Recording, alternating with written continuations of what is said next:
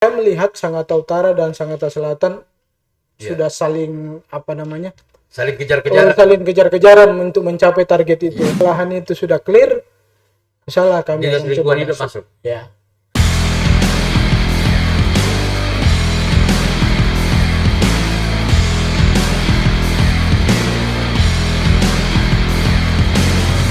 Assalamualaikum warahmatullahi wabarakatuh. Selamat malam, salam sejahtera untuk kita semua dan tentu saja salam sehat. Ini podcast pertama Om WP di bulan Ramadan.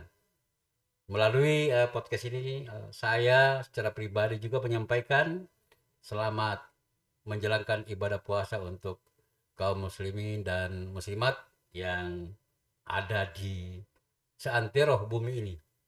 Mudah-mudahan kita yang menjalankan ibadah puasa mendapatkan berkah dari Allah Subhanahu wa taala, dan di bulan-bulan suci ini kita memperbanyak ibadah. Kemudian saya bersyukur sekali malam ini saya didatangi atau Om didatangi oleh salah seorang yang hampir dapat dipastikan beliau adalah seorang pemerhati lingkungan. Bukan saja itu, baru-baru ini beliau diangkat menjadi Kepala Dinas Lingkungan Hidup di Kabupaten Kutai Timur. Beliau adalah Armin ST MM. Assalamualaikum Pak Armin. Waalaikumsalam warahmatullahi wabarakatuh. Iya, apa kabar kita ini? Alhamdulillah baik Om WP. Iya.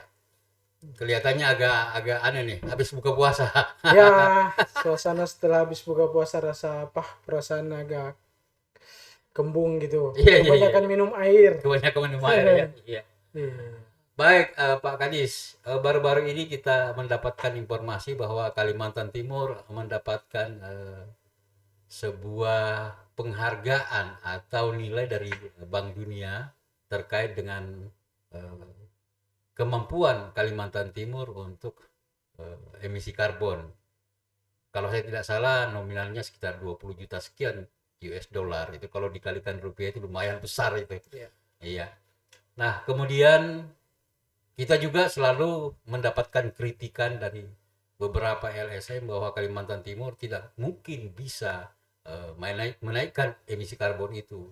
Disebabkan oleh di Kalimantan Timur hutannya sudah banyak rusak dan lain sebagainya, apalagi dengan adanya perkebunan kelapa sawit dan kemudian pertambangan batu bara yang marak di mana-mana. Tetapi kita bersyukur bahwa apa yang diprediksi orang-orang di luar sana terkait Kalimantan Timur, kita mampu, mungkin satu-satunya provinsi di Indonesia ini yang mendapatkan penghargaan dari Bank Dunia. Kemudian pertanyaan saya adalah, Pak Armin sebagai kepala dinas, bagaimana atau apa yang didapatkan dari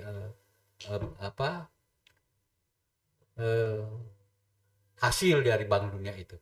Mungkin Pak Armin bisa menjelaskan kepada kami terkait dengan emisi karbon. Baik, terima kasih Om WP. Pertama-tama saya ucapkan Assalamualaikum warahmatullahi wabarakatuh. Selamat malam, salam sejahtera, salam sehat untuk kita semua. Karena ini masih dalam suasana bulan puasa, jadi seperti yang saya di Om WP sampaikan tadi, bahwa saya ucapkan marhaban ya Ramadan, selamat menjalankan ibadah puasa bagi umat muslim di seantero dunia, terkhusus di Kabupaten Kutai Timur. Alhamdulillah pada malam hari ini saya secara pribadi diundang WP dalam acara podcast ini, dan ada beberapa statement yang sudah disampaikan tadi. Nah, terkait yang WP tanyakan bahwa Bank Dunia memberi penghargaan ke Kalimantan Timur, perlu kita cermati atau perlu kita bangga bahwa satu-satunya provinsi di Kalimantan Timur, provinsi di Indonesia yaitu Kalimantan Timur yang mendapat kucuran dana dari Bank Dunia terkait dengan perhatian kita ke pengurangan emisi gas rumah kaca. Kemudian di Kalimantan Timur sendiri, salah satu yang mendapat dana itu adalah Kabupaten Kutai Timur. Oh, kita dapat ya? Ya, ada 8 kabupaten di Kalimantan Timur yang mendapat kucuran dana dari World Bank tersebut. Cuma memang secara eksplisit peruntukannya memang sudah terarah. Ya. Jadi di Kabupaten Kutai Timur kurang lebih 60 miliar kalau nggak salah. Ya. Jadi 25 miliar itu dibagi untuk 77 desa. Di Kabupaten Jadi Kutai Timur. ada 77 desa di Kabupaten Kutai Timur yang mendapat bantuan dana tersebut. Ya. Tapi proporsinya itu akan dibagi ditentukan oleh Bapeda. Ya, Saya ya. kurang paham berapa yang didapat per desa. Ya. Tapi yang pastinya 25 miliar dari dana itu dibagi untuk 77 desa. Ya. Nah, di Kabupaten Kutai Timur ini tanpa sengaja memang masyarakat kita masih sangat mempertahankan hutannya. Ya, ya, ya. Nah, terutama juga kita di Dinas Lingkungan Hidup melalui dana DAK DBH, kita sudah melakukan rehabilitasi hutan dan lahan. Jadi rehabilitasi hutan lahan yang kritis. Ya, ya, ya, ya. Alhamdulillah sampai saat ini mulai dari tahun 2020 sampai 2022 kita sudah menanam kurang lebih 1.400 hektar Om WP. 1.400 hektar di Kabupaten Kutai Timur. Ya, di Kabupaten Itu Timur di luar intensif tadi itu. di luar. Jadi harapan kita ke depan Ya. kita masih bisa mendapatkan dana carbon fund dari kegiatan kita. Ya, ya, ya. Jadi dari 1.400 lahan kritis itu kita sudah menanami tanaman-tanaman produktif, Ya, ya. 70% tanaman produktif dan 30% tanaman kehutanan. Ya, ya, ya. Dan ini kita lakukan juga melalui perjuangan yang cukup berat. Ya. Karena bagaimana merubah paradigma atau pola pikir masyarakat kita dari berkebun sawit menjadi ke tanaman-tanaman produktif tadi. Tanaman produktif itu seperti buah-buahan. Buah-buahan, Ya, betul. ya, ya. Buah-buahan, ada durian, ada mangga, dan sebagainya. Jadi karena program ini hanya diperuntukkan ke lahan-lahan yang areal penggunaan lain, areal APL. Jadi memang APL ini sudah menjadi hak-hak masyarakat kita. Ya. Sehingga merubah pola pikir mereka ini dari berkebun sawit menjadi tanaman buah. Ya. Tapi alhamdulillah sampai saat ini sudah banyak yang memberi dukungan terhadap program kita. Ya, ya. Bahkan sampai anggaran yang saya rasa kurang untuk program itu. Ya. Jadi seperti itu Om BP. Nah, kemudian 77 desa tadi ini apa-apa kira-kira yang dilakukan oleh desa itu terkait dengan dana insentif dari Bank Dunia itu? Nah, ini yang belum ini karena itu program terarah. Ya. Itu nanti dari Bapeda yang mengatur. Ya. Kalau di kita di Dinas Lingkungan memang ada 3, yaitu pemberdayaan masyarakat hukum adat, Ya. kemudian kampung iklim, Kampung iklim. ya, Ya. dan gas rumah kaca. Ya, ya, ya. Ya, itu yang 3 prioritas yang dikucurkan anggaran melalui dari Bank Dunia tadi. Jadi kalau di kita sudah berjalan kampung iklim. Ya. Kampung iklim kita ini kenapa kita kembangkan? Karena kampung iklim ini cikal bakal juga yang menjadi penilaian dalam program Adipura. Jadi kita sudah berjalan di Kecamatan Sangatta Utara ada 1 desa, yaitu Desa Singagembara. Di Sangatta Selatan ada Desa Sangatta Selatan di Dusun Gunung Teknik. Gunung Teknik. Kemudian di Desa Sepaso di Kecamatan Bengalon. Iya, iya, iya. Dan kita semakin mengembangkan, Pak. Kebetulan Kecamatan Karangan dan Muara Wahau Iya, iya, iya, iya. akan kita bangun juga kampung iklim. Di Karangan ya? Iya, Kecamatan Karangan. Itu ada berapa desa yang disasar nanti di daerah Karangan sana? Sementara kita masih mengusulkan 1 desa. 1 desa ya. Jadi 1 kecamatan, 1 desa itu bertahap, Om BP, bertahap. Iya, iya, iya, iya. Mudah-mudahan ini program ini berjalan sesuai dengan kita harapkan. Iya. Sehingga menarik minat desa-desa yang lain untuk menumbuh kembangkan kampung iklim ini.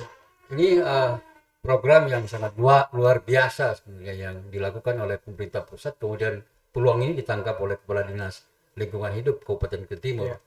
Walaupun tadi ada isu bahwa memang jauh sebelumnya, sebelum Pak Armen sebagai kepala dinas, itu sudah mengawal dana-dana DAK terkait dengan lingkungan yang penanaman tanaman produktif tadi. Rehabilitasi hutan kritis, lahan kritis. Lahan kritis itu, ini luar biasa. Nah kemudian tadi ada disinggung terkait dengan Adipura. Ya. kira-kira untuk mendapatkan adipura, sebab ini persoalan adipura ini sudah lama dicita-citakan oleh Kabupaten Timur, bagaimana adipura itu bisa kita raih. Ya. Persyaratannya apa saja kira-kira agar kita bisa mendapatkan adipura itu? Paradigma penilaian adipura cukup banyak, Ya. cukup banyak. Termasuk kita mengembangkan kampung-kampung bersemi, kemudian sekolah adiwiyata. Sekolah adiwiyata. Adiwiyata. Jadi di sekolah adiwiyata ini bagaimana membina siswa anak-anak kita mencintai lingkungan dimulai dari dini. Ya, ya, ya. Ya udah, ini bagaimana mereka belajar menanam, bagaimana. Dan terkait dengan adiwiyata kita juga mengusulkan banyak sekolah untuk itu. Ya. Dan alhamdulillah perusahaan-perusahaan juga berinvestasi di Kabupaten Kutai Timur cukup banyak perhatian, memberi perhatian juga jadi selain Dinas Lingkungan membina sekolah, Ya. itu berkolaborasi dengan pihak swasta. Ya, ya, ya. Alhamdulillah itu sudah berjalan. Nah, yang paling penting sebenarnya kalau target seperti yang Ope tanyakan tadi, adipura itu adalah bagaimana mengelola TPA kita. Jadi Tempat pembuangan akhir. Jadi bukan hanya tempat pembuangan, persoalan persampahan yang menjadi tolak ukur yang sangat Iya, iya, besar. iya, iya. Jadi persoalan persampahan ini saya menganggap persoalan persampahan ini bukan hanya persoalan pemerintah, Ya, tapi menjadi persoalan kita semua. betul. Nah, tugas kami di Dinas Lingkungan bagaimana menggalang para stakeholder Ya, agar ikut berpartisipasi dalam penanggulangan masalah persampahan. iya, iya, iya. Saya ambil contoh di Kabupaten Kutai Timur ini, terkhusus di Sangatta, sudah banyak pemerhati-pemerhati lingkungan dan sangat-sangat membantu kita. Iya, iya, iya. Ada komunitas tiga roda, Iya. ada remaja peduli lingkungan, ada bank sampah, Iya. dan semua itu membantu kita mensosialisasikan bahwa penanganan sampah ini tidak hanya serta-merta mengangkat sampah dari TPST ke TPA, tapi bagaimana caranya supaya sampah ini dikelola dari hulu. Iya, iya, iya. Jadi komunitas-komunitas ini termasuk yang membantu kita mensosialisasikan ke masyarakat bagaimana sampah itu dipilah mulai dari rumah tangga. Oh, jadi sejak dari rumah itu sudah dipilah. Sudah harusnya dipilahkan sampah ini, ada organik, ada anorganik. Ada yang tidak bisa terurai, ada yang bisa terurai. Dan yang anorganik itu teman-teman kita di bank sampah itu sudah berjalan. Sudah berapa tahun mereka sudah punya gudang. Dan menurut informasi mereka sudah bekerja sama dengan Mas Pion, Pak. Mas Yang Pion. akan nanti menerima plastik yang sudah dicacah. Oh.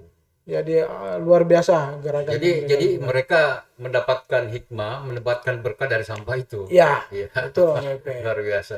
Ya, kemudian yang pengelolaan sampah organik ada yang dikelola oleh remaja kreatif peduli lingkungan di situ untuk composting. Alhamdulillah. Yang Andika itu. Andika CS, betul. Ya itu sudah. Nah, sekarang juga kita galakan bagaimana masyarakat kita yang meningkatkan kelola sampah tuntas dengan peningkatan ekonomi. Jadi masyarakat sekarang sudah ada yang mengelola maggot. Salah satu cara untuk mengurai sampah organik dengan peternakan ulat maggot itu. Ya. Dulu saya dengar ada informasi dari Dinas Lingkungan Hidup itu terkait dengan bagaimana sampah ini bisa berujung pada kesejahteraan masyarakat. Ya. Konsepnya bagaimana itu, Pak Kadis? Ya, memang itu yang menjadi tema Hari Peduli Sampah Nasional tahun 2023. Ya. Bagaimana sampah ini dikelola untuk meningkatkan perekonomian masyarakat. Itulah tadi saya katakan bahwa di kita sudah berkembang bank sampah hampir berapa RT ya sekarang yang sudah membuat bank sampah di bawah absorpsi, di bawah koordinasi absorpsi.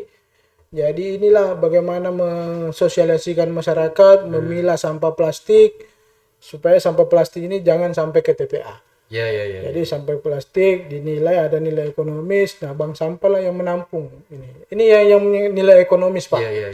Jadi kemarin kita bank sampah itu kita beri penghargaan yang menjual sampah plastik terbesar. itu tertinggi 14 juta dari Sangatta Selatan. 14 juta itu 1 tahun atau sebulan? Penghasilan dalam sebulan. Oh, Jadi luar mereka biasa. memilah sampah plastik, Ya. menampung sampah plastik dari masyarakat Ya, ya. dan membeli. Jadi bank sampah ini yang membeli plastik Membeli plastik. dari masyarakat. Iya. Oh, Dan kemudian mereka sekarang pabriknya insya Allah mungkin dalam bulan puasa ini atau lepas dari puasa Pak Bupati akan meresmikan pabrik pencacah plastik ya, ya, ya, ya. yang ada di Sangatta Selatan. Mhm. Dan alhamdulillah dari teman-teman absorpsi sudah berkontrak dengan Mas Pion yang akan menampung sampah plastik hasil cacahan mereka. Ya. Nah, ini ada pertanyaan dari netizen ini, Ya. Pak Kadis, bahwa pemilihan sampah itu kan terkait dengan tempat-tempat bak sampah. Bak sampah ya. Misalnya pengadaan tempat sampah terpisah antara sampah organik dan non organik, basah dan kering, setiap lorong gang RT. Ini pertanyaan dari Muhammad Jaya. Oke. Ya, Baik, terima kasih atas pertanyaannya. Memang tahun ini ya, kita sudah mengupayakan pengadaan bak sampah terpisah, Pak. ya, Jadi sampah itu tidak disantungkan lagi. Memang kita sudah mulai pisah mana sampah kering, sampah basah, ya. sampah organik dan anorganik. Gitu. Kita sudah upayakan, alhamdulillah sudah mendapat dukungan penuh dari Bapak Bupati, Iya. Wakil Bupati, Ya, sehingga alokasi anggaran ke Dinas Lingkungan alhamdulillah di tahun ini sudah lumayan. ya. Jadi itu program-program kita yang menjadi program prioritas kita, Pak. Jadi bagaimana mengadakan bak sampah ini sudah dipisah dari rumah tangga. Ya. Sehingga itu tadi muncul nilai ekonomi dalam pengelolaan sampah-sampah ini nantinya. Ya. Nah, kalau mengurai dari pikiran Pak Kadis ini, sebenarnya Pak Kadis sudah menjalankan visi misi ASKB sebenarnya. Menata Kutai Timur untuk semua. Di poin 5 itu ada tertulis bahwa salah satu visi misi ASKB atau Ardiansa Sulaiman dan Pak Kasmidi Bulang itu terkait lingkungan adalah mewujudkan sinergitas pengembangan wilayah dan integritas pembangunan yang berwawasan lingkungan. Ya. Dan apa yang Pak Kadis walaupun baru sebenarnya sebagai kepala dinas, tetapi sudah lama memang berkecimpung di bidang lingkungan dan ini sudah mulai jalan ini. Ya, sebenarnya kita sudah jalankan, Pak. Aha. Artinya begini, teman-teman di Dinas PU Ya, melakukan kegiatan pembangunan, ya, selalu kita mengingatkan bahwa ada dokumen yang harus dipenuhi. ya, ya, ya. Bukan kita memperlambat pembangunan itu, tapi kita mengingatkan bahwa Ya. setiap melakukan pembangunan sarana dan prasarana Ya, itu dimulai dengan dokumen lingkungan. ya, ya, ya. Dari dengan tertibnya mereka dalam menyusun dokumen lingkungan, sehingga dalam pelaksanaan pembangunan nanti itu tidak merusak lingkungan. Ya, ya, ya. Jadi memang dikaji oleh konsultan. Ya. Contoh misalnya pembangunan jalan sekian puluh kilo memang ada dokumennya. Jadi menjadi dokumen perencanaan dari sisi lingkungan. Ya, ya, ya, ya. Jadi kami sudah sebenarnya sebelum saya jadi kepala dinas itu sudah kita Sudah terapkan, dijalankan. jalankan. Alhamdulillah untuk kegiatan tahun 2023 ini, alhamdulillah teman-teman di PU sudah mulai menjadi syarat utama setiap kegiatan pembangunan itu. Ya, ya. Jadi setiap mereka melakukan pekerjaan pembangunan itu kaitannya dengan Ya. lingkungan. Terlebih dahulu mereka meminta arahan kajian. Ya, Jadi misalnya bangun jalan, bangun parit, Ya. kami harus menyusun dokumen apa. Hmm. Ya, jalanan yang panjangnya lebih dari 5 kilo, Ya, mereka harus menyusun AMDAL. ya, ya. Di bawah 5 kilo cukup UKL UPL. Dan ini sudah kita harus terapkan. Kenapa kita terapkan ini? Ya. Karena sesuai dengan Undang-Undang 22 tentang lingkungan, agar dalam pelaksanaan kegiatan nanti tidak merusak rona yang ada. Rona yang ada memang dikaji lebih dulu. Sehingga Dinas PU sekarang mensyaratkan setiap kegiatan pembangunan infrastruktur harus dimulai dengan dokumen lingkungan. Seperti itu, Pak. Jadi harus ada AMDAL-nya dulu. Tidak harus AMDAL. Tergantung besaran pekerjaannya. Kalau jalanan yang dibangun itu 5 kilo, lebih 5 kilo, itu wajib menyusun AMDAL. Wajib AMDAL. Di bawah dari 5 kilo cukup UKL UPL namanya. Ya, ya. UKL UPL maksudnya apa itu? Biar masyarakat kita juga tahu terkait dengan Ya, istilah-istilah itu. upaya pengelolaan lingkungan. Oh, upaya pengelolaan Ya. lingkungan. Jadi outputnya dalam bentuk dokumen, dokumen itu dinilai nanti, Ya. yang ujungnya adalah izin lingkungan. Oh, izin lingkungan. Ya. Oke, baik. Nah, kemudian kita kembali terkait dengan Adipura. Kenapa Adipura ini saya ulang-ulang karena memang seperti yang saya katakan tadi, kita betul-betul ingin mendapatkan Adipura itu. Ya. Nah, kira-kira persyaratan-persyaratan apa saja selain tadi kita sudah cerita terkait dengan pengelolaan sampah dan sebagainya. Cukup banyak persyaratan untuk itu, Om Pepe. Jadi makanya salah satu yang utama adalah bagaimana kita mengelola TPA kita dengan baik. Jadi dalam pengelolaan TPA ada bermacam-macam, tapi yang paling utama itu sanitary landfill namanya. Jadi setiap sampah diratakan, ditutup kembali dengan tanah. Jadi kegiatan ini kita sangat butuhkan sarana. Sarana yang kita butuhkan di TPA kita, sarana untuk itu belum mendukung. Yang di Batota. Yang di Batota. Jadi skor tertinggi dalam penilaian untuk Adipura ada di TPA. Iya. Jadi kalau ini sudah kita benahi, insya Allah itu kita bisa dapatkan, insya Allah, Pak. Dan Pak Kadis yakin bisa dapatkan itu? Yakin, karena saya melihat kebetulan di Dinas Lingkungan membawahi 3 UPTD. Nah, saya lihat UPTD sekarang kolaborasi bersinergi dengan baik. Iya. Dan alhamdulillah dengan kita memberikan mereka target, saya pantau kinerja mereka sangat luar biasa, Pak. Jadi ada beberapa program-program yang sudah berjalan seperti KJB punya Ibu Camat. Iya. Ada calling bersemi di hari Minggu, makanya ada juga yang Om WP pernah Cyber. Sabtu bersih. Jadi itu kegiatan yang pure dilakukan teman-teman di lingkungan. Iya. Dimotori oleh UPTD Kebersihan Sangatta Utara. Nah, kemudian Adipura itu apakah penilaiannya seluruh Kabupaten Kutai Timur atau hanya ibu kota kabupaten saja? Cukup di ibu kota. Oh, cukup di ibu kota ya. Di ibu kota. Nah, kemudian apa kontribusi kecamatan terdekat? Misalnya kan kita kan ibu kotanya Sangatta Utara. Ya. Nah, Sangatta Selatan kontribusinya terkait itu apa? Ikut juga. Jadi sama perlakuan yang kita lakukan di Sangatta Utara. Iya. Jadi bagaimana supaya yang utama dulu adalah kota. Kota kita benahi dengan program-program itu. Saya melihat Sangatta Utara dan Sangatta Selatan sudah saling saling kejar-kejaran. Saling kejar-kejaran untuk mencapai target itu. Alhamdulillah. Jadi kita di Dinas Lingkungan melalui bidang persampahan sangat terbantu, Pak. Dengan adanya UPTD di Sangatta Utara dan Sangatta Selatan itu sangat terbantu. Sangat terbantu dan mereka sudah punya inovasi masing-masing. Dan ini saya secara pribadi sangat memberi apresiasi ke kepala UPTD itu. Nah, kemudian begini Pak Kadis. Ibu kota kita ini kalau di kota misalnya di luar kawasan Bukit Pelangi atau di luar kawasan KPC punya, kalau kita ke sini itu luar biasa gersangnya itu. Nah, kemudian apa upaya Pak Kadis misalnya untuk bagaimana daerah ini menjadi hijau? Ya, selain program yang tadi Pak, kita juga punya program di Dinas Lingkungan yakni pembangunan ruang terbuka hijau. Nah, itu dia.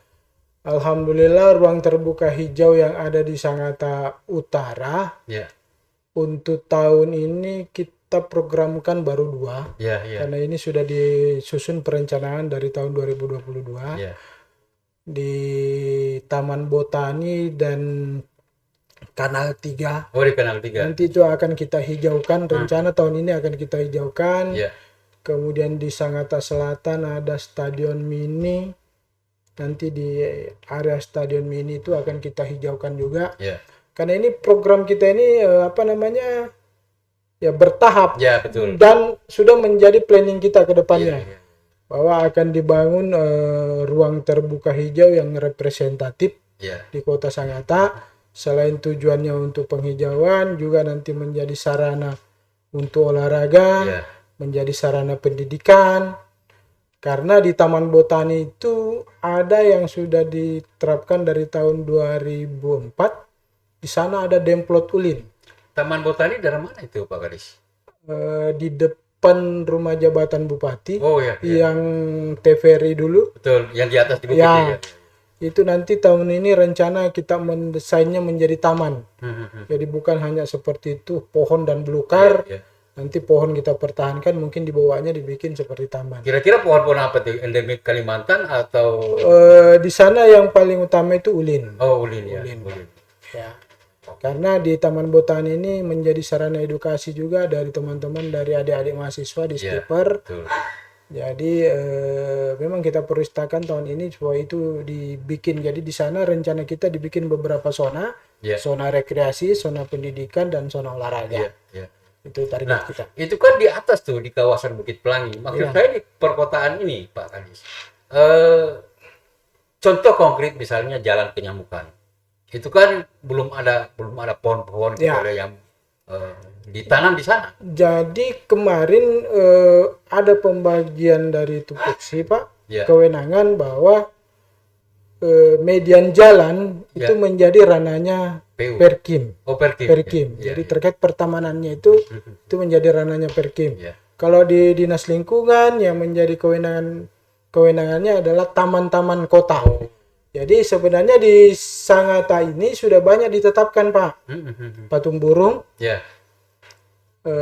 belakang STQ, Ya, ya, ya, ya. kemudian Munte. Ya, ya. Tapi karena kita menggunakan anggaran dari pusat, lahan itu harus betul-betul clear and clean. Oh ya, betul. Jadi tidak ada anggaran yang diperuntukkan untuk pembebasan. Pembebasan lahan. Jadi kami menunggu kalau lahan itu sudah clear, insyaallah kami Dinas akan Lingkungan coba Hidup masuk. Ya, Luar biasa. Ya memang ya persoalan kita ya kendala kita memang dalam pembangunan itu di mana-mana sebenarnya persoalan lahan. iya, Itu pasti akan timbul persoalan lahan, ganti rugi lahan dan sebagainya dan sebagainya. Dan itu sangat rumit. rumit, Pak. Ya, apalagi tumpang tindih surat-surat dan sebagainya. Nah, kemudian Pak Kadis dalam rangka Hari Lingkungan Hidup Sedunia itu program apa yang Pak Kadis rencanakan untuk menarik minat masyarakat atau mengendorse Dinas Lingkungan Hidup agar masyarakat betul-betul tertarik terkait lingkungan ini. Ya. Terkait dengan Hari Lingkungan Hidup Sedunia, itu biasanya jatuh di bulan Juni. Bulan Juni ya. Dan biasanya dari kementerian itu menentukan tema apa yang harus kita lakukan. Iya, iya, iya. Dan kami terus terang sampai hari ini masih menunggu Iya, iya. apa tema yang secara nasional dianu. Nah, nanti kita kaitkan dengan wilayah kita. Iya, iya. Jadi tetap tema induknya itu berasal dari kementerian. Iya. Nah, nanti kita kolaborasi dengan kondisi wilayah kita. Iya, iya. Seperti itu, Om Epe. Jadi kita masih menunggu itu nanti jatuhnya di bulan Juni. Nah, terkait dengan itu kan tentu Pak Kadis sudah mikirkan bagaimana agar masyarakat berpartisipasi di situ. Ya, betul. Kita sudah pikirkan dan kemungkinan rencana saya habis Lebaran Iya, kita sudah bikin panitia khusus untuk itu iya, iya. supaya udah mulai bergerak. Karena terkait dengan perayaan-perayaan seperti itu di Dinas Lingkungan itu Iya. tidak mendapat kucuran anggaran dari Iya, APBD, Pak. Iya, iya. Jadi betul-betul bagaimana kita berkreasi, Iya. berinovasi sehingga bisa melibatkan berbagai pihak. pihak Iya, supaya program ini bisa berjalan. betul. Iya. Karena kita tahu di Kabupaten Kutai Timur ini sangat banyak perusahaan baik itu Iya, pertambangan iya. maupun perkebunan. Iya. Nah, mudah-mudahan dengan kerja baik panitia nanti kolaborasi dengan semua, Iya. mereka bisa berpartisipasi mensupport kegiatan Hari Lingkungan itu. Iya. Saya kira dengan dikawal oleh Pak Kadis bisa lah itu perusahaan-perusahaan itu berpartisipasi. Apalagi selama ini kan kita paham betul bagaimana Pak Kadis membangun silaturahmi dengan perusahaan untuk membantu daerah ini agar supaya betul-betul terjaga lingkungannya. Ya, ya alhamdulillah Om Epe dengan pendekatan persuasif, kebetulan sektor pertambangan sudah di luar kewenangan kita, Ya, sudah murni kewenangan pusat. ya, Tapi itu tadi dengan pertemanan, ya, sentuh-sentuhan seperti itu, ya. alhamdulillah mereka masih sering berpartisipasi di saat ada kegiatan-kegiatan. Ya, mereka memang harus juga berpartisipasi sebab bagaimanapun juga kontribusi rusaknya lingkungan itu diakibatkan kegiatan tambang. Iya, Misalnya. tapi masalahnya sekarang ini persoalan kewenangan OWP. Nah, Karena sejak Undang-Undang Cipta Kerja, kewenangan di sektor pertambangan kan semua ditarik ke pusat. iya, iya, iya, iya. Ya, jadi kalau mereka mau egois, ya kita kan sudah tidak ada urusan. Tapi karena mereka berinvestasi di Kabupaten Kutai Timur, Iya, bagaimana kita mengarahkan dia untuk menjaga lingkungan, betul. ya itu tetap berjalan. Nah, itu juga sih persoalan ditariknya aturan ini ke pusat, aturan pertambangan ini ke pusat. Ya. Akhirnya yang terjadi banyak pelakor, penambang koridor. Alhamdulillah sampai saat ini di Kutai Timur Ya, belum kita dapatkan pelakor. iya, iya, iya. Artinya yang sudah berjalan sekarang, yang sudah produksi betul-betul yang memang memiliki izin dari Iya, iya. proses izin dari mulai penyelidikan umum, eksplorasi sampai eksploitasi, Iya. yang istilah sekarang izin operasi produksi. Alhamdulillah yang di Kutai Timur ini masih dalam koridor, Pak. Oke, baik. Nah, kembali ke 77 desa tadi yang Pak Iya. Kadis katakan itu akan mendapatkan kucuran dari insentif World Bank. Bank Dunia World Bank itu. Nah, kalau itu dilaksanakan dengan maksimal, target Pak Kadis kira-kira beberapa tahun kemudian kita juga bisa menyumbangkan karbon terkait itu. Ya, saya pikir sangat bisa Om Epe. Ya, Karena kalau kita bagi rata saja dulu, ya, bagi rata dulu dari 25 miliar ke 77 desa sekitar 325 juta. juta Iya. per desa. Berarti satu desa ini mendapat kucuran dana yang lumayan membantu di luar ADD dan DD. Ya, Di luar dana itu, dana ini lumayan besar Pak. Iya. Tinggal bagaimana pengelolaannya nanti. Mhm. Saya belum mendapat range tentang pelaksanaan dana Iya. ini. Nah, apakah itu nanti mengikut di Bappenas atau di Bapeda Ya, ya, ya, ya. terkait dengan pemanfaatan dana itu. Tapi saya pikir dengan dana itu lumayan besar Pak. Iya. Untuk tinggal bagaimana kita berkolaborasi semua untuk makan.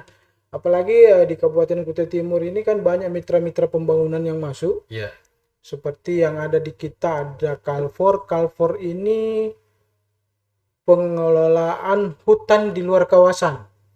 Jadi lebih mengedepankan lahan-lahan yang APL dikembangkan di situ. Dan alhamdulillah lumayan programnya. kenapa juga. harus ke HPL? Kenapa bukan misalnya lahan-lahan kawasan budaya kehutanan misalnya? Karena terkait pembagian kewenangan OWP. Oh, Jadi kalau KBK itu menjadi kewenangannya provinsi. ya, ya, ya. Kalau konservasi kewenangannya pusat. Jadi kita kabupaten hanya kebagian APL saja. Oh. Nah, memang yang jadi problem kita di sini karena APL ini sudah menjadi hak-hak masyarakat kita. Betul. Nah, ini merubah paradigma pola pikirnya ini yang Ya, ya, ya. ya penuh perjuangan. Ya, ya. Ya. Dan masalahnya kalau bicara terkait dengan kawasan budidaya kehutanan itu luar biasa juga rusaknya hutan kita. Sangat luar biasa, Pak. Iya. Sangat luar biasa. Tapi saya nggak tahu kejelian pemerintah pusat meskipun tidak ada hutan, tapi kawasannya masih. Jadi mau nggak mau, suka nggak suka ya Ya. tetap harus kita kewenangan itu. Apa tidak ada upaya misalnya yang dilakukan oleh Pak Kadis ngobrol sama kementerian terkait dengan penanaman bibit seperti yang kita lihat di IKN itu kan ada mentawir Iya. itu bisa menghidupkan bibit tanaman khas Kalimantan itu sekitar 15-20 juta pohon. Kenapa misalnya tidak ditarik ke kabupaten-kabupaten? Bukankah kabupaten-kabupaten yang ada di Kalimantan Timur juga ini sebagai pendukung IKN? Ya, betul sekali Om WP. Itulah tadi bahwa APL ini sudah menjadi hak-hak masyarakat kita. Iya. Jadi merubah paradigma tadi inilah yang cukup sulit. Iya, iya. Jadi kenapa dengan formasi dana DBH itu masih 70-30%, 30-nya ini masih tanaman hutan. Ini tanaman hutan, mereka meminta tanaman hutan yang umurnya pendek dan bisa bernilai ekonomis. Iya, iya, iya. Makanya setelah kita kaji tanaman mana kira-kira yang cocok untuk di Kabupaten Kutai Timur ini, Iya. makanya di tahun 2022 kita mencoba kayu putih. Oh, kayu putih. Iya, Ya iya. betul, kayu putih Om Upe. Ternyata lahan tropis di kita cocok untuk kayu putih. Iya, Dan kayu putih ini umur 2 tahun sudah bisa menghasilkan, Pak. Ya, sudah bisa diculing. Sudah bisa menghasilkan minyak. Ya, sudah bisa menghasilkan minyak. Iya, iya. Nah, makanya yang 30% tadi kita coba perbanyak kayu Kayu putih. putih. Dan hasil diskusi kami dengan kementerian bahwa untuk nanti industri hilir dari sini kita bisa dibantu untuk mesin-mesin Iya, iya. mesin-mesin suling, Iya, iya. mesin-mesin suling itu, dan minyaknya itu KLHK sudah berkontrak dengan Caplang. Oh, Jadi makanya sosialisasi kita masyarakat bahwa jangan khawatir apabila sudah berhasil nanti minyaknya akan tinggal. Sudah ada, Pak. iya, iya, iya, iya. Jadi antara kementerian dengan Caplang mereka sudah MOU atau seperti apa. Nah, nanti semua produk-produk kayu putih di seluruh Indonesia melalui program DBH itu akan ditampung oleh DBH. Oleh mereka. Ya. Ya, luar biasa ya. Nah, ini tinggal bagaimana masyarakat ini melihat peluang ini Ya, sebenarnya. itu betul sekali. Bagaimana masyarakat kita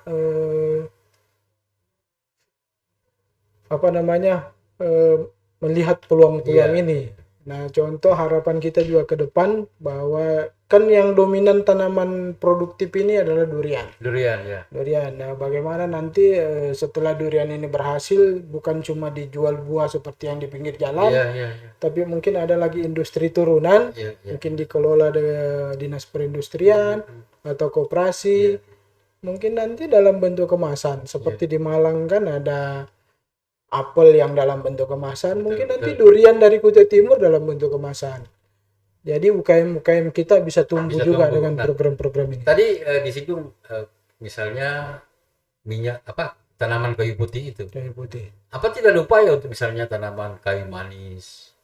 Itu kan ada juga tuh kayu manis tuh. Ya, sementara yang kategori tanaman hutan ini tadi kayu putih. Kayu putih ya, karena memang sudah Ya, marketnya sudah ada, marketnya pasarnya sudah ada. Betul. Dan kita percontohan yang dilakukan dengan KPC ternyata berhasil di area reklamasi mereka. Nah, makanya kita coba kita tawarkan ke masyarakat. Iya, iya. Sebenarnya dulu masyarakat tahun 2021 meminta gaharu, Oh, tapi iya. perkembangannya kurang bagus Iya, iya, di saat penanaman ini. Jadi makanya kita coba lagi yang lebih mudah perlakuannya, Iya. tapi hasilnya bisa Maksimal. lumayan Iya. maksimal. Gaharu juga boleh sih sebenarnya. Nah. Dengan catatan bahwa memang harus ada pendampingan. Ada. Nah, itu kolaborasi juga dengan Dinas Lingkungan Hidup dengan teman-teman di KPH. Dinas Perkebunan Pertanian. Nah, yang sering terjadi di kita kan ada ego, mohon maaf aja saya katakan ada ego sektoral, ya kan? Oh itu milik kita, itu tidak bisa. Padahal sebenarnya kalau kita ingin daerah ini berkembang, ya dinas-dinas itu berkolaborasi, Ya, bekerjasama. harusnya karena kita ini berangkat dari program rehabilitasi hutan dan lahan. Ya, betul. Jadi kami mengusulkan itu lahan-lahan APL yang cukup kritis. Makanya kita usulkan menjadi program dalam penanaman DBH ini. Iya, seperti tadi kan misalnya wisata Widya apa itu? Widya wisata apa itu? Yang mulai dikembangkan di sekolah-sekolah itu untuk Oh, Adiwiyata. Adiwiyata. Ya. Nah, itu kan kolaborasinya dengan Dinas Pendidikan. Ya, berkolaborasi dengan pendidikan. Aha. Karena untuk Adiwiyata itu sudah ada SKB menteri, 2 menteri. Iya. Antara Kementerian Pendidikan, ada 3. Mhm. Kementerian Pendidikan, Kementerian Agama, dan Kementerian Lingkungan. Iya, iya. Jadi memang sudah mulai sekolah-sekolah Adiwiyata. Sudah mulai ya Dan informasi tahun 2024 Iya. apabila pemerintah daerah dalam hal ini bupati khusus mengeluarkan anggaran untuk pengembangan Adiwiyata, Iya. itu akan mendapat nanti setelah di penilaian akan mendapat penghargaan dari Menteri Lingkungan Hidup terhadap bupati-bupati yang memperhatikan pengembangan sekolah-sekolah Adiwiyata. Bukan cuma di Pura. Jadi nanti ada penilaiannya, Iya, tingkat keberhasilannya seperti apa. Kalau berhasil, para bupati diundang mendapat penghargaan untuk itu. Ini luar biasa nih, terkait dengan lingkungan. Karena memang isu lingkungan ini luar biasa, memang luar biasa. Betul Om BP. Isu lingkungan ini Iya, apa pekerjaan. istilahnya, lingkungan ini kalau memang sejak dini tidak diperhatikan, bisa-bisa dunia ini habis. Ya, Ya, karena ya itu kita juga ya kembali ke manusianya, Ya, yang membuat lingkungan itu rusak ya manusia. ya. Alhamdulillah BP, dengan masyarakat Kalimantan mungkin dengan sadar akan hal itu. Jadi sebenarnya produksi karbon Kalimantan Timur itu sebenarnya sudah 30 juta metrik ton. 30 juta Ya, metrik ton. Ya. tapi yang baru terbayar 22 juta. Masih ada saldo 8 juta. 8 juta yang belum metrik ton. dibayar. Nah, sampai waktu penerimaan pemberian penghargaan itu Pak Gubernur kita guyon, wah ini kalau ini terus dikembangkan di Kalimantan Timur, Iya. Kalimantan Timur Indonesia bisa membayar utang dunia Ya, dari dari karbon. Ya, Dan isu ini luar biasa sebenarnya. Kalau dikembangkan di seluruh Indonesia, wah, benar apa yang dikatakan Pak Isran itu. ya, karena di Asia Pasifik yang dapat baru Indonesia. Indonesia ya. Kemudian jadi yang terbesar sebenarnya itu adalah Brasil, kedua Indonesia. Iya, iya. Ya mudah-mudahan dengan contoh konkret penanaman tanaman endemik Kalimantan yang ada di Mentawir itu, Iya. kalau 15 juta sampai 20 juta pohon setahun itu dibagi rata ke kabupaten kota, bukan hanya untuk di daerah IKN itu, ini luar biasa, bisa cepat sumbangan kita terhadap penurunan rumah kaca yang ada Iya. di dunia ini sebenarnya. Ya, cuma memang sudah betul Om Epe. Cuma kalau tanaman endemik ini permasalahannya tanaman ulin ini pertumbuhannya dalam 1 tahun maksimal 2 cm. Oh, lambat ya. Sangat lambat. Jadi kalau untuk mengejar program itu Iya. Itu bisa ratusan tahun. Jadi kayu ulin ini pertumbuhannya maksimal tumbuh subur itu kalau bisa 2 cm per tahun. Iya. Saya pikir tadi tumbuhnya kayak Tidak. Oh. Kayu ulin ini pertumbuhannya di Taman Botani itu 2004 berarti sudah 9 tahun ya. Itu baru tinggi 1 meter lebih. Itu 9 tahun. 9 tahun. Jadi memang lama prosesnya. Memang sangat lama kalau ulin. Iya. Jadi padahal kalau kita lihat untuk nebangnya itu cepat betul.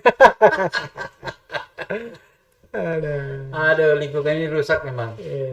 Nah, oke, kenapa saya menghadirkan Kepala Dinas Lingkungan Hidup di podcast Om WP ini, agar supaya kita mendapatkan isu-isu penting terkait dengan lingkungan yang ada di Kabupaten Kutai Timur, termasuk peluang-peluang apa yang bisa dilakukan oleh masyarakat kita di Kabupaten Kutai Timur terkait dengan Kalimantan Timur mendapatkan intensif yang luar biasa besarnya dari Bank Dunia, dan alhamdulillah kita Kabupaten Kutai Timur mendapatkan juga percikan dari hasil dari intensif Bank Dunia itu. Ada 77 desa. Nah, 77 desa ini kalau dikembangkan dengan baik, diawasi dengan baik, didampingi dengan baik, seperti apa yang dikatakan oleh Kepala Dinas Lingkungan Hidup Kabupaten Kutai Timur, 5 tahun ke depan itu kita bisa mendapatkan hasil dari buah dari tanaman produktif yang ditanam oleh masyarakat. Nah, tinggal bagaimana kita, kepala-kepala desa, bisa berkolaborasi dengan masyarakatnya, bisa berkolaborasi dengan Dinas Lingkungan Hidup yang ada di Kabupaten Kutai Timur. Pak Kadis, statement terakhir dari Pak Kadis terkait dengan rencana-rencana atau action-action yang akan dilakukan Kadis Lingkungan Hidup selama menjabat ke depannya. Ya, terima kasih Om Epe. Terkait dengan emisi karbon, jadi emisi karbon ini disumbangkan dari tanaman. Tanaman. Jadi kalau masyarakat kita sadar akan menanam kembali, bagaimana supaya sebatang pohon itu menjadi raw untuk berapa nyawa. Jadi kira-kira harapan saya ke depan bahwa Kalimantan Timur bukan cuma memproduksi 30 juta karbon, Ya. tapi mungkin lebih daripada itu. Jadi yang seperti sudah saya katakan tadi bahwa kami di Dinas Lingkungan sudah program dari 2020 sudah menanam 14.000 hektar. Ya. Nah, harapan kita dengan adanya pembagian dana karbon Bank Dunia ke desa-desa ini menambah spirit masyarakat. Ya.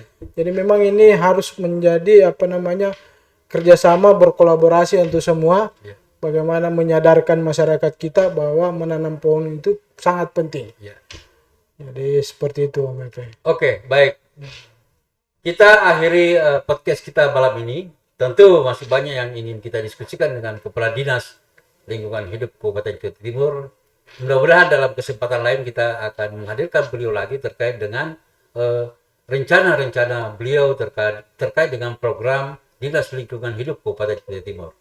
Ada hal yang menarik dari apa yang dikatakan beliau tadi, bahwa kita menanam satu pohon itu bisa menyelamatkan banyak nyawa di bumi ini.